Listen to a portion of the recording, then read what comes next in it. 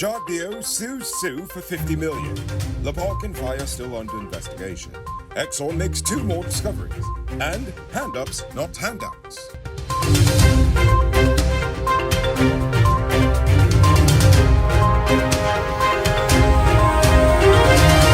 I am Noriko Bulford, and this is Uncut News. Do you see news happening? Send us a tip on WhatsApp at 592-659-615. According to GPI, the vice president tested positive for the Rona yesterday. They believe he contracted it in the United States as he had reportedly tested negative prior to leaving Guyana. He's the only one out of the president's delegation to Washington that tested positive, so they will continue on with the visit while he presumably isolates himself for the next few days. Nevertheless, Jogdio has not shown any symptoms of the virus, so he should be fine. Speaking of Jogdio, he is finally suing Mr. Sue for his statements in the 2 Vice News documentaries on influence peddling in Guyana. This week, he sued Chinese businessman and former tenant Su Zhirong for $50 million Guyana dollars in damages in a defamation case filed in the High Court. However, there is no word if Sue is even still in Guyana, as he has allegedly been missing for months now. On the topic of defamation lawsuits, Cherendas has won his libel lawsuit against Kemraj Ramjaton. Passard was originally seeking $30 million in damages, but it was reduced to $7 million Guyana dollars. In March 2019, Cherendas sued Kemraj for claiming that he was bribed to support the December 2018 no-confidence motion. While Ramjaton claimed that the news articles misquoted him, apparently there is video evidence of him saying that Cherendas collected his 30 pieces of silver for his vote. And speaking of disruptions in Parliament, according to the Clerk of the National Assembly, Sherlock Isaacs, in addition to being suspended, the 8 coalition parliamentarians will also lose 4 to 6 days of pay. Basically, they won't be paid for the days in which they are missing Parliament. Last Thursday, they filed an injunction hoping to block the suspension 1 day before it was to be debated in Parliament. However, the House Speaker Mansour Nadir said on record that the case could not merely be filed, but had to be properly considered and scheduled. Now it's time to tell you about Best Buy's Car of the Week. Currently on sale is the 2016 Suzuki Jimmy Sierra 4-wheel drive. It comes with regular and low-range 4-wheel drive, mag rims, new tires, TV, CD, fog lamps, bar camera, and much, much more. Buy cash for $3.4 million.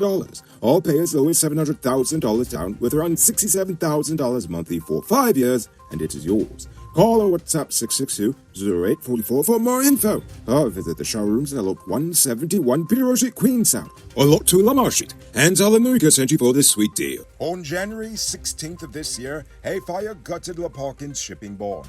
7 months later, the company said the investigation is still ongoing, and customers have yet to receive compensation for the damage. According to the newsroom, the Parkins Insurance Company has commenced an investigation to account for the loss. General Manager Bowden Nippon said they have about 5,000 to 6,000 claims from customers. But again, no one will be compensated until the investigation has ended. Yesterday, retired Colonel Nazrul Hussain was appointed the Director General of the Civil Defense Commission. Colonel Hussain retired in 2019 and has 35 years of experience in the GDF. Hussain also functions as the Director of the Rona Task Force Secretariat, a post he'll presumably continue to occupy. Major Loring Bennins would continue to serve as the Commission's Deputy Director General. This morning, Rupnarayan Prasad and Dionarayan Lakan pleaded guilty to killing 39-year-old estate worker Kawan Shivnath during a drinking spree in 2017. The duo was arraigned for the murder but opted to plead guilty to the lesser count of manslaughter. According to the court, Shivnath was Lakan's stepfather, and on the day of the killing, the two got into a heated argument that ended with Lakan and Prasad stabbing and chopping Shivnath to death on January 9, 2017 at Anakatarina, West Coast, Demerara. The judge deferred sentencing until September 8th. Hours after a section of the Letum Trail collapsed, traffic resumed after temporary works were done by the Ministry of Public Works. The section of the road that washed away is within the vicinity of Surama village on the North Rupununi. Agile said the road washed away due to flooding in the region over the past few weeks, and more permanent repairs are ongoing. Guyanese are known for many things, and cheapness is one of them. Thankfully, you could be cheap and still get high-quality DAF, International, Freightliner, Bedford TM, or Scammell truck parts for low prices at Powered Automotive. Visit them at Lot 1161 EE Eccles, or call them on telephone number 6970171. Save big on truck parts at Powered Automotive, the #1 heavy-duty truck parts store in Guyana. On Saturday, family members, friends, and supporters of Quindon Bacchus staged a peaceful protest from Anns Groves to Golden Grove, East Coast, Demerara. They're calling for more police to face charges in connection with Bacchus's death. Dozens of supporters peacefully marched and called for a more thorough investigation as they are doubtful of the current results. Now for today's oil update. ExxonMobil has made 2 new discoveries in the Starbuck Block. The discoveries are at Seabob and Kiru Kiru. They are actually the 6th and 7th for this year, with the total number of discoveries in Guyana at more than 25. The Seabob 1 well encountered approximately 131 feet of high-quality hydrocarbon-bearing sandstone. The Kiru Kiru 1 well encountered approximately 98 feet of high-quality hydrocarbon-bearing sandstone. However, drilling at Kiru Kiru is ongoing. Now for our stupid news of the day. You know what I think is stupid? Just how hard it is for the average Guyanese to get up in life. The internet, every day, is making people around the world millionaires. But Guyana does not have access to electronic money transfer apps, and exporting products is far too prohibitively expensive for most retailers in Guyana. Online trading makes other people millions, while our stock market doesn't even have a modern website to use. Creative Guyanese are producing world-class arts, and yet we can't even get proper copyright laws. They tell you to open a side business, but how are you even getting the money to start one when most people live paycheck to paycheck? Handouts are seemingly everywhere to be found in Guyana today. Businessmen and even the government are showering poor people with money and gifts. But sadly, these gifts only make things worse, as they are merely a band-aid for what I believe is a deeper issue.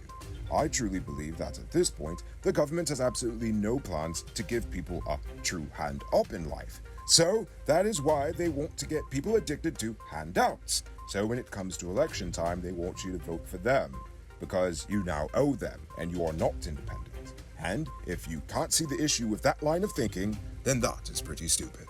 It might not be robbery season, but the streets are still mean. That's why you need to get security for your home and business through Sheriff Security Service. Sheriff Security offers well-trained guards, armed and unarmed patrol, marine patrol, K9 services. These people even got drones. Why? Because your security is their highest priority. You've seen the rest, now hire the best. Hire Sheriff Security Service today. Now for our Uncut News Views Poll Question of the Day. Every day we pose a question on current events in Guyana, the region, the diaspora, and how you feel it relates to us. Yesterday, I asked if $10 million was enough of a fine for Exxon's flaring over the past 2 years. And if not, what should they have been fined? Fiery Knight says they should have been fined $4 billion a year. Oh my, that's huge, but I like that number. Loram Ipsum says, of course the fine was inadequate. If the parking meter is $50 per second and the parking ticket is $1 per year, what idiot would pay the meter? Indeed. I think we should retain the services of the Norwegian government ASAP to manage our oil reserves by their standards. They would calculate future fines. Sadly, this would end a lot of government corruption, so it will never happen. Sadly enough, I believe you are absolutely correct with your assessment. So, before we get to tonight's question, you can multiply your cash by selling Digital Top-Up. This is a legit way you can earn some extra money at your business or to supplement your current hustle. Become a top-up vendor quick and easy by linking with Cellular Bus. Call them on telephone number 685-3109 for more info. Now for tonight's question. What are some of the ways the government and the private sector can actually help people increase their incomes long term?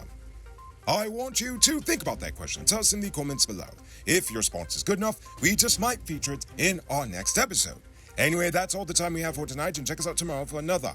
Until then, I'm Rico Bulford saying good night, folks.